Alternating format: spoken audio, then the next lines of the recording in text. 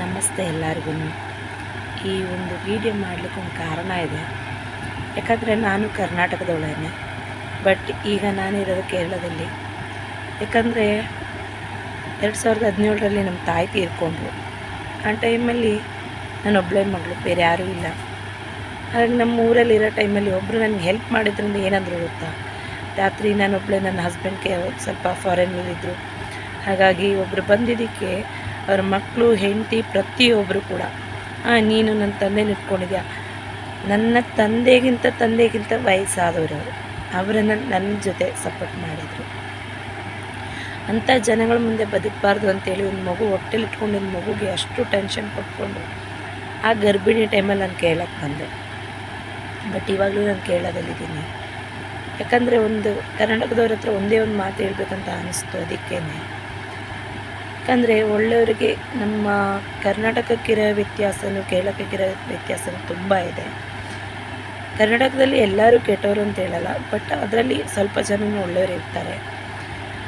ಹಾಗೆಯೇ ಕೇರಳದಲ್ಲಿ ಅವನು ಬಡವನಾಗಲಿ ಶ್ರೀಮಂತನಾಗಲಿ ಎಲ್ಲರನ್ನೂ ಒಂದೇ ಥರ ಕಾಣೋ ಅಂಥ ಒಂದು ಮನೋಭಾವ ಇದೆ. ಆ ಮನೋಭಾವಕ್ಕೆ ತುಂಬ ಬೆಲೆ ಕೊಡ್ತಾರೆ ಕೇರಳದವರು. ಒಂದು ಜೀವಕ್ಕೆ ಕಷ್ಟ ಅಂತ ಬಂದರೆ ಪ್ರತಿಯೊಬ್ಬರು ಸಪೋರ್ಟಾಗಿ ನಿಲ್ತಾರೆ, ಪ್ರತಿಯೊಬ್ಬರು ಹೆಲ್ಪ್ ಮಾಡ್ತಾರೆ.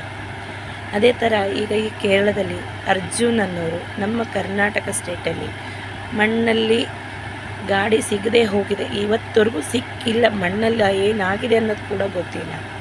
ಬಟ್ ಏನಂದರೆ ಅಲ್ಲಿರೋ ನಮ್ಮ ಸಿದ್ದರಾಮಯ್ಯ ಮುಖ್ಯಮಂತ್ರಿ, ಪ್ರತಿಯೊಬ್ಬರು ಈ ಅರ್ಜುನ್ ಅನ್ನೋರು ಯಾವ ಥರದವನು ಎಲ್ಲ ಗಾಡಿ ಇರೋವನ್ಗೆ ಇಷ್ಟೊಂದು ತುಂಬ ಇದು ಕೊಡ್ತಾ ಇರೋದು ಎಲ್ಲ ಅರ್ಜುನ್ಗೆ ಕೊಡ್ತಾ ಇರೋದು. ಇಷ್ಟು ದೊಡ್ಡ ವ್ಯಕ್ತಿಗಳು ಕಾಲ್ ಮಾಡ್ತಾರೆ, ಇಷ್ಟು ಇದೆಯಲ್ಲ ಏನಕ್ಕೋಸ್ಕರ ಅಂತ ಕೇಳಿದಾಗ ಒಂದೇ ಒಂದು ಮಾತು ಹೇಳಿದರು.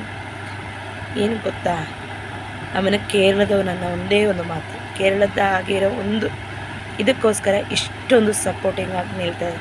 ಅದೇ ನಮ್ಮ ಕರ್ನಾಟಕದಲ್ಲಿ ಸಾಯ್ತಾ ಇದ್ದಾನೆ ಅಂದರೂ ಕೂಡ ತಿರುಗಿ ನೋಡದೇ ಇರೋ ನಮ್ಮ ರಾಜ್ಯದ ಮುಖ್ಯಮಂತ್ರಿಗಳು, ನಮ್ಮ ರಾಜ್ಯದ ಜನಗಳು, ಪ್ರತಿಯೊಬ್ಬರು. ಬಟ್ ಯಾಕಂದರೆ ಈ ಮಾತು ಹೇಳ್ತೇನೆಂದರೆ, ನನ್ನ ಮಗುಗೆ ಹುಷಾರಿಲ್ಲ.